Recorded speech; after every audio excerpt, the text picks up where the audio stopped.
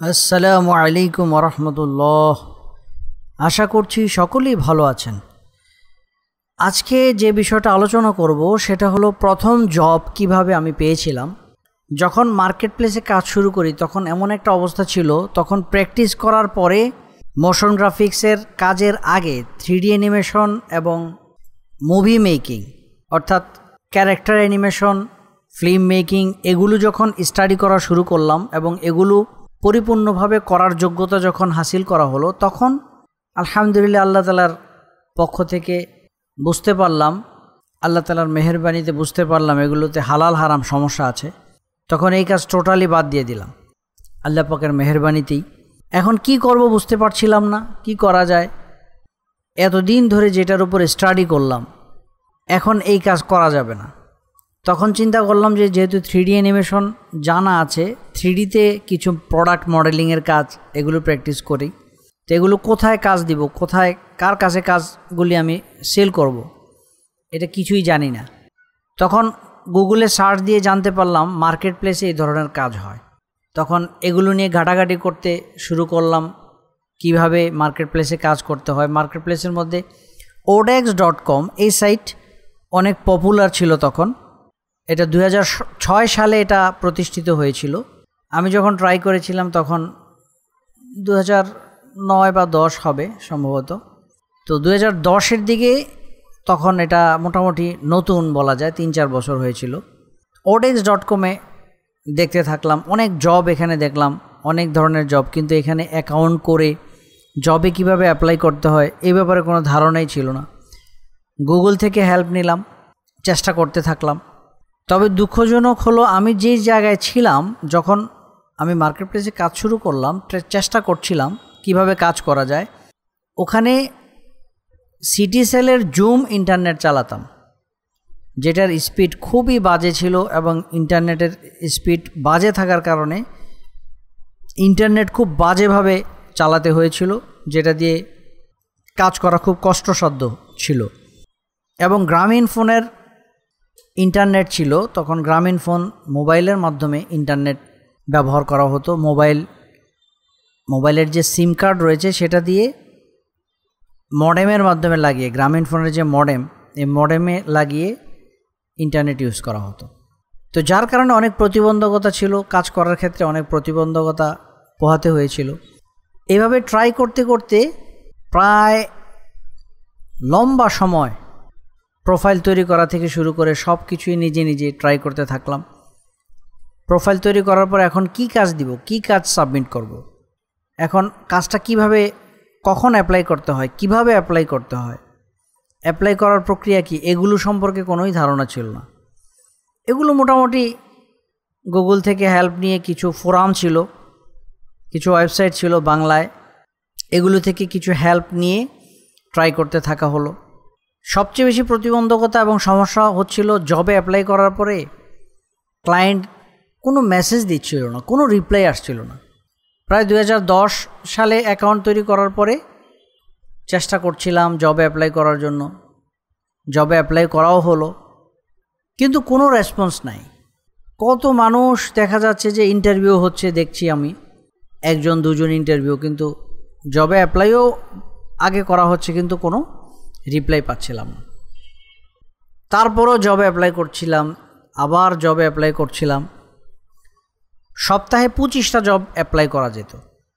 odex.com যখন ছিল তখন সপ্তাহে 25টা জব অ্যাপ্লাই করা যেত, 25টার বেশি অ্যাপ্লাই করা যেত না। আবার সপ্তাহ শেষ হওয়ার পরে জবগুলি যখন আবার ক্যান্সেল করে দেওয়া হতো, যেই জবগুলি হয়তো কাউকে হায়ার করে নিয়েছে, এই ধরনের জব এগুলো ক্যান্সেল করে দেওয়ার মাধ্যমে জবের যে কোটা ছিল, জব কোটা, এগুলো রিমুভ করে দেওয়ার মাধ্যমে আবার এই জব কোটার মধ্যে এগুলো অ্যাড হয়ে যেত। এইভাবে অনেক জবে অ্যাপ্লাই করা যেত।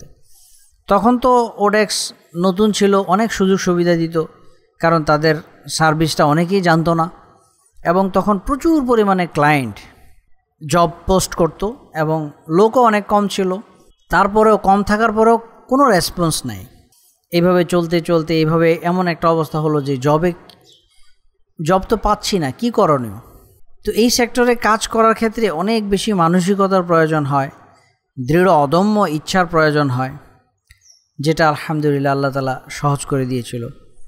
এবং ওই অবস্থায় একজন লোক আমাকে ফোন দিল একটা আর্কিটেকচারাল ফার্মে জব করার জন্য।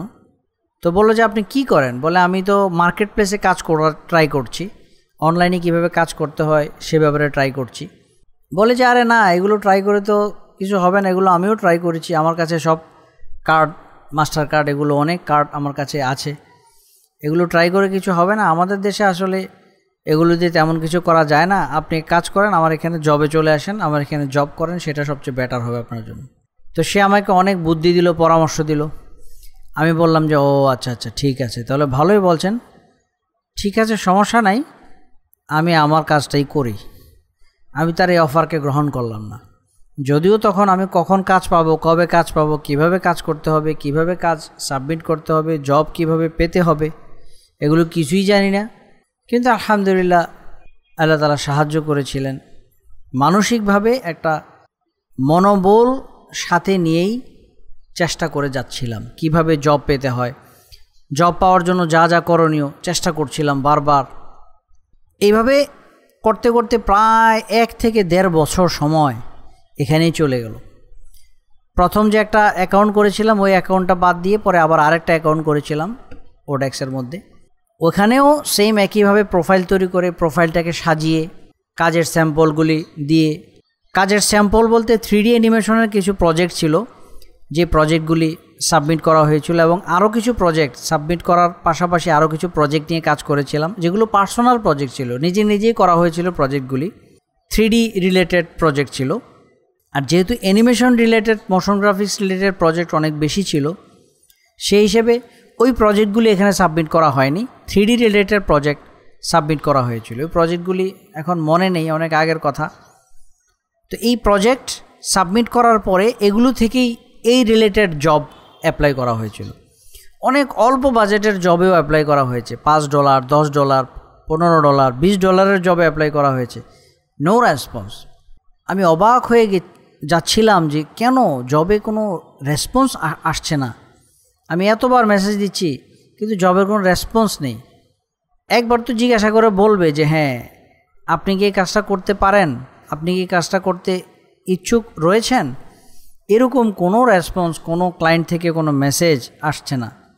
শুধুমাত্র বারবার দেখছি যে জবে অ্যাপ্লাই করার পরে দেখছি ইন্টারভিউ, এতটা ইন্টারভিউ, একটা ইন্টারভিউ, 2টা ইন্টারভিউ, 3টা ইন্টারভিউ, এরকম দেখছি, কিন্তু আমার কোনো রেসপন্স নেই।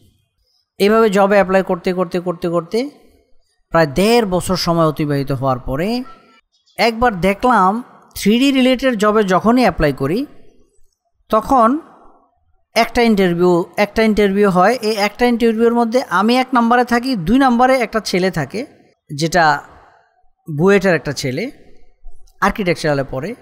তো তার প্রোফাইলটা আমি দেখতাম, তো তার প্রোফাইলটা দেখে আমি চিন্তা করতাম যে সেই তো কাজটা পাচ্ছে, এবং যখন হায়ার হয়ে যেত আমি জবে অ্যাপ্লাই করার পরে দেখতাম যে হায়ার্ড বাই তার নামটা দেখতাম। তা আমি দেখে অবাক হতাম যে সে কাজ পাচ্ছে, আমি কেন কাজ পাচ্ছি না, কি সমস্যা। কিন্তু এদিকে বারবার চেষ্টা করেই যাচ্ছি, চেষ্টা করতে করতে কোনো রাস্তা পাচ্ছি না। তখন ওই ছেলেটার নাম সার্চ দিয়ে তারপরে আলহামদুলিল্লাহ তার সাথে পরিচয় হলো, দেখা হলো। এখন সে কোনো রিপ্লাই দিচ্ছে না। সে চিন্তা করলো কে না কে। পরে আমি আমার কাজের স্যাম্পলগুলি তাকে পাঠালাম যে আমি এত বছর ধরে কাজ করছি এবং এগুলো হচ্ছে আমার কাজের স্যাম্পল, আমি সবসময় দেখি আপনি জবে অ্যাপ্লাই করেন, আমার পাশে আপনি থাকেন, আপনি জব পেয়ে যান। তো যখন আমার কাজের স্যাম্পলগুলি সে দেখলো তখন সে আমাকে মেসেজ দিল, রিপ্লাই দিল। দেখে তো সে অবাক। সে বলল যে আপনি তো অনেক কাজ করেছেন, এত কাজ করার পরেও আপনার সাথে পরিচয় হলো, পরিচয় হয়ে ভালো লাগলো। সে খুব খুশি হলো, অনেকক্ষণ কথা বললাম আমরা, তারপর তার সাথে শেয়ার করলাম।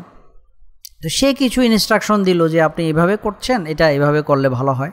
তারপরে আরও এতদিন প্র্যাকটিস করতে করতে আরও অনেক বিষয় এক্সপিরিয়েন্স, সময় দেওয়ার কারণে অনেক কিছু ঘাটাঘাটি করতে থাকলাম, কোথায় কি সমস্যা এগুলো বের করার জন্য চেষ্টা করতে থাকলাম।